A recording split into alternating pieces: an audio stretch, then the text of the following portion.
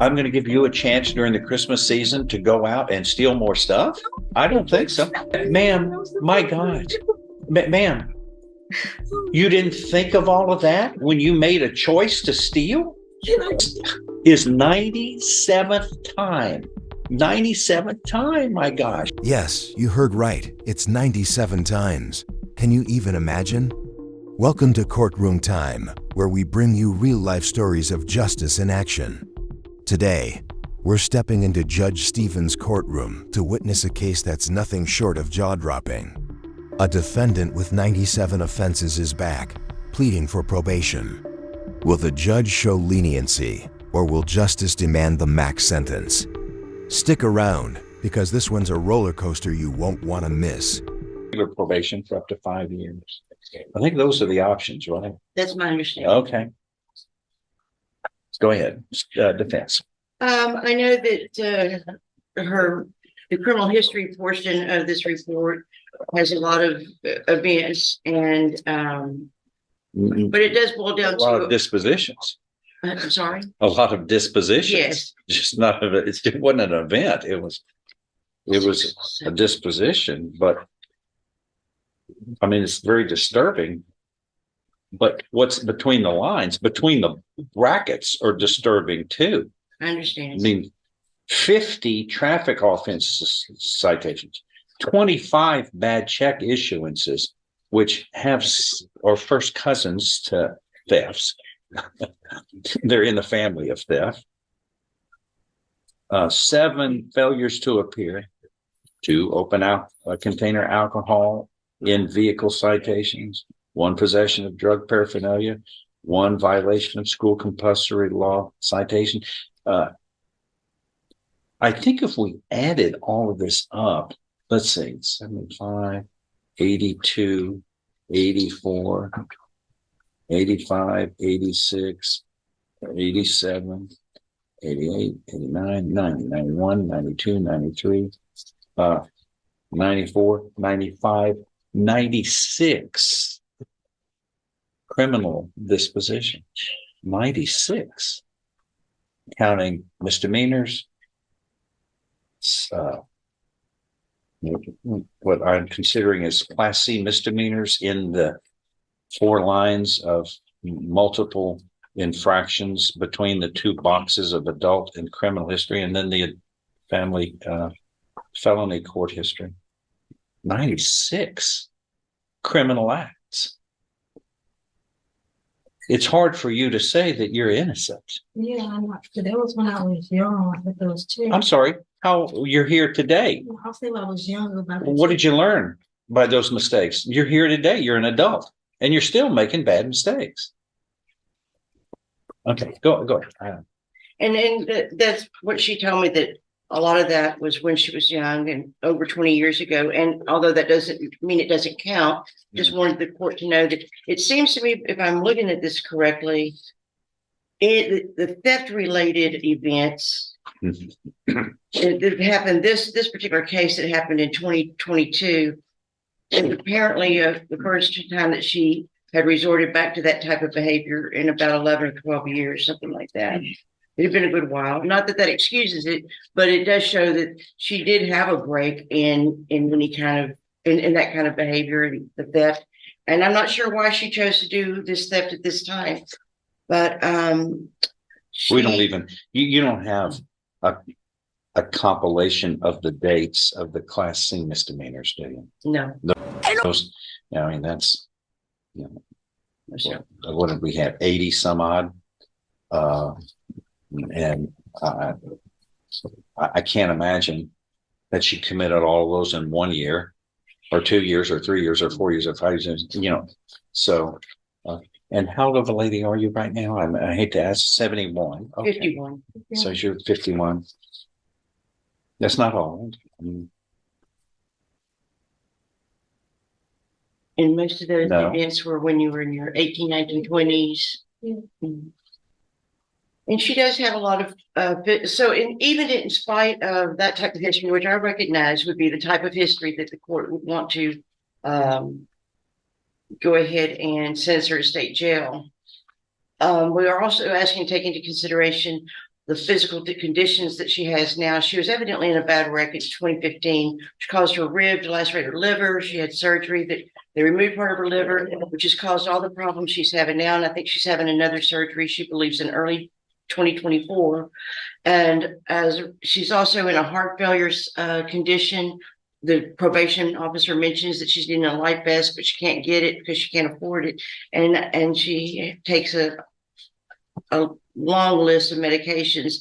We would ask the court to, even in spite of the prior history, to grant her probation, even if it was with a conviction, to grant her probation. I don't know much about what medical facilities and things that state jail has to offer, but she certainly is needing a lot. And if the court would give her the opportunity just to be able to be on probation, address her medical conditions, not violate the law, follow the rules of the court, hopefully surprise the court that this would be a change that would please the court, that the possibility that probation might be able to help her find funding for a life vest, anything that she could gain from participating in probation physically with her illness, and also in learning to do the things she's supposed to do, which I'm not even sure what her limitations are, except that she does seem to have a lot of medical issues. We'd ask the court to let her to put her on probation, let her show the court that she can do probation, or you tell the court you can do probation. Yeah. And if she doesn't do probation, well, then she would still be able to be sent straight to state jail. But at this point, we would ask the court to let her have a chance to be out, deal with her medical conditions, and follow the law. Go ahead. She's been given 3 chances at probation. She's failed each time. There's no reason for us to believe that she could successfully complete probation today. That's number one. Number two, her medical situation has been existing since 2015. It certainly didn't stop her from committing this criminal offense. So I don't think that should be a reason why we allow her to receive probation. Number three, there is no restitution that is owed here. The amount that the state asked, bumped it up, was solely just an incremental bump, if anything, from when she got her last probation revoked in 2008 and went off and did 12 months. I think we were fair in suggesting 15 months as a cap, and that's what I'm asking the court to assess. What would you like to say? Defendant. Well, in 2015, I did have the rape, and I hadn't been in no trouble since I never was on no probation 3 times. I was on misdemeanor probation 1 time and felony probation for theft like shit. And I don't have like a bunch of theft cases. This is like my first or second, and they enhanced it with the theft by check. And I was young, I was like 18, I just had my baby. And I wrote a couple of checks to get stuff for him. But I'm just saying, where I am right now, my sickness, I just wanted to see if I could be on probation so I could get the life business, continue on with my medicine and everything. When did you get sick? This year, in 16, I had to have surgery on my liver because it was bleeding. And now I went in the hospital. I'm sorry, 2016? Yeah. Oh. And recently I had blood clots, and I had to have surgery to get those blood clots removed. And then when I went to the hospital, I couldn't breathe, and I passed out. And they came pick me up for the ambulance, and they told me that my heart would only be 15%, and that I needed a life vest. I have to wear it like every day. On time I take it off when I use the bathroom and go to take a shower. And I just want to see if I could get probation. I could do the probation. I'm not like I was younger, just watching and doing what I want. I got my stuff together now. I've been with that theft that I did. I know that was wrong. I had to try to get a shirt for my grandson, and I shouldn't have done that. I should have just paid for it, but I was wrong for it. And I just couldn't see if you grant me probation. I proved to you that I can do probation. What was it you stole? I'm sorry. A shirt, A shirt. a polo shirt. This is a total of $390 was stolen, was taken out of your purse. No, I don't know if I've been shopping my whole life as a male, and polo shirts don't cost that much. no, that's what I'm saying. I don't know how they make that. How they police. Oh, so they're wrong. You're not wrong. I mean, I had the shirt and like some shoes. Detained and in the pre-sentence report, that's part of the record that was entered without objection. The total amount stolen, $389.48. Here's my interest. Here's what's interesting is in the pre-sentence report. I'd like you to explain to me where you contrived this idea. A search of your purse led to the discovery of a large silver magnet used in stores to take off security tags and a pair of wire snips. Well, you just had all the theft tools that any thief ever could ask for Christmas. You're a professional thief. You got 96 convictions of crimes, not counting what's about to happen here. 10 convictions of crimes, a theft, harassment. I mean, this goes back to 1991. You've been committing crimes for 30 years now. Over 30 years.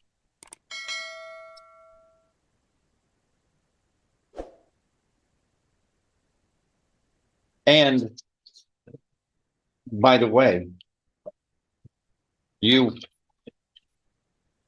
not only including this crime, but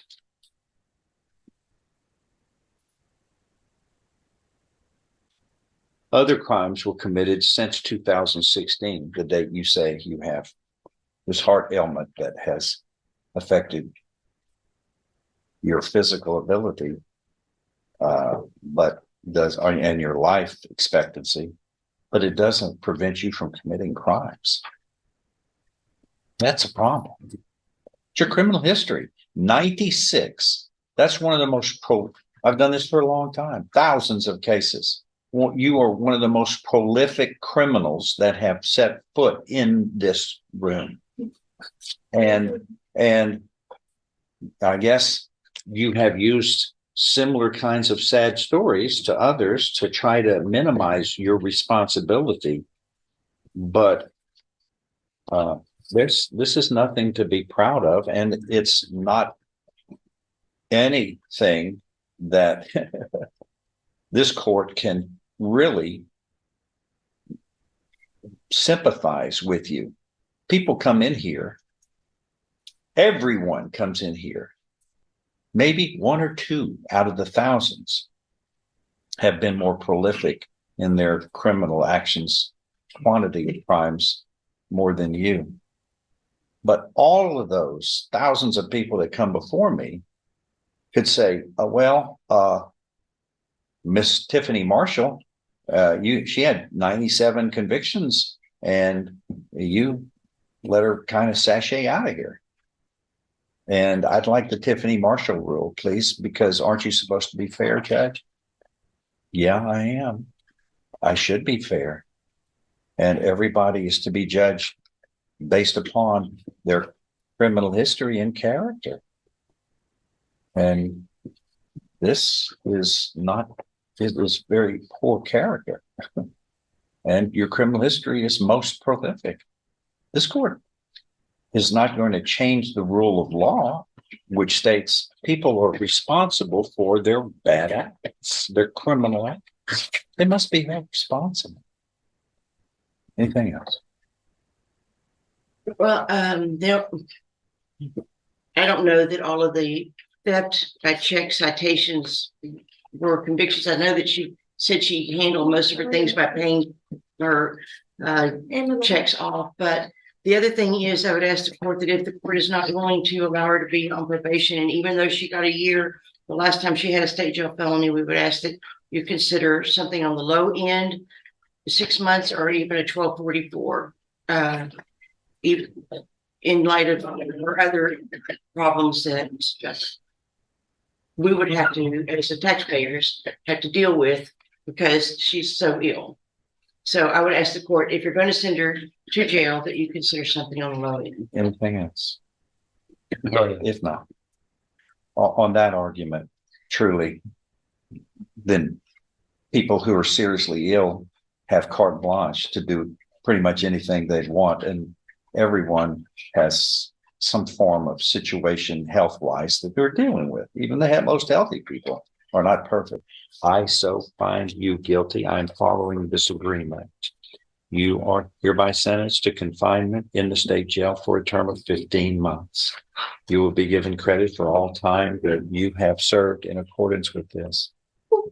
Your lifestyle, see, Ms. Marshall, you have a lifestyle that you feel shocked that committing crimes should hold you accountable. You have 96 infractions of law, 96, and you are committing these crimes with special tools for getting away with attempting to commit your theft. You have specially made tools that are used in the commission of your crime.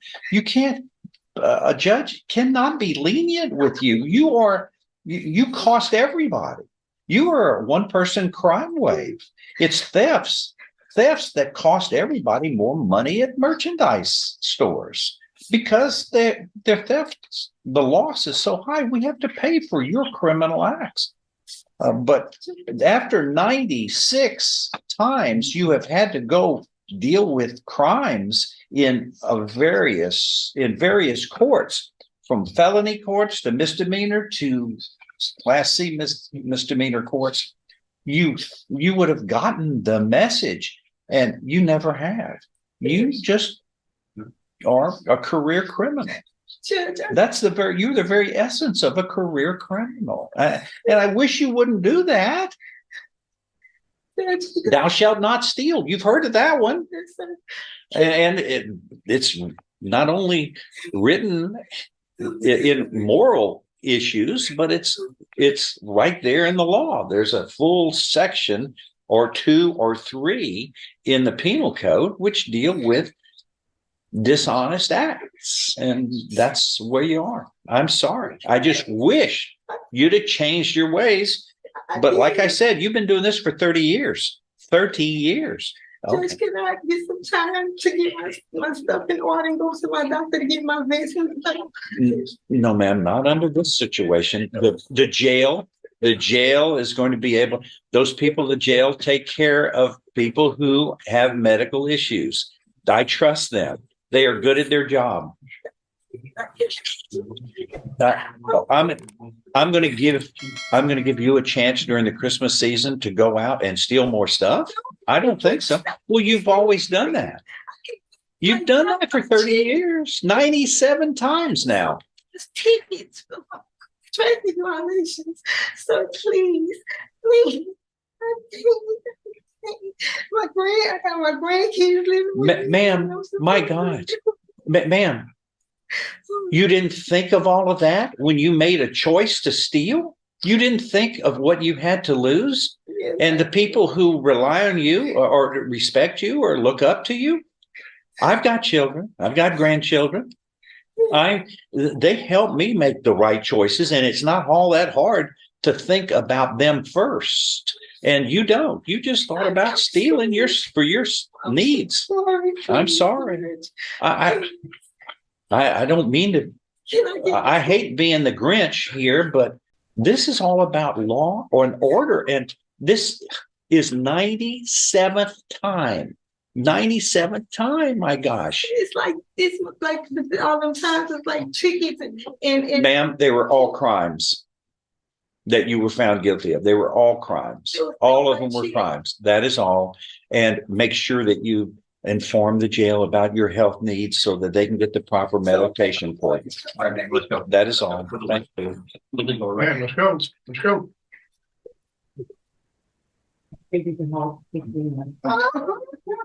Okay. Nobody likes hearing anybody cry during Christmas. Nobody likes that, especially me. But there was a way to avoid all of them. Anyway, that's all. Next, John, what, do you have anything else? Merry Christmas to you. Boy, you hate hearing that during the Christmas season. Sit down, sir. So there you have it. In the end, Judge Stevens chose the max sentence, holding the defendant accountable for years of repeated mistakes. This case shows just how important it is to take responsibility for our actions, no matter how far back they go. Thanks for tuning in. Remember, justice isn't just about the verdict. It's about the lessons we take away. If you enjoyed today's story, hit that like button, subscribe, and share with someone who loves real courtroom drama. Until next time, stay curious and stay kind.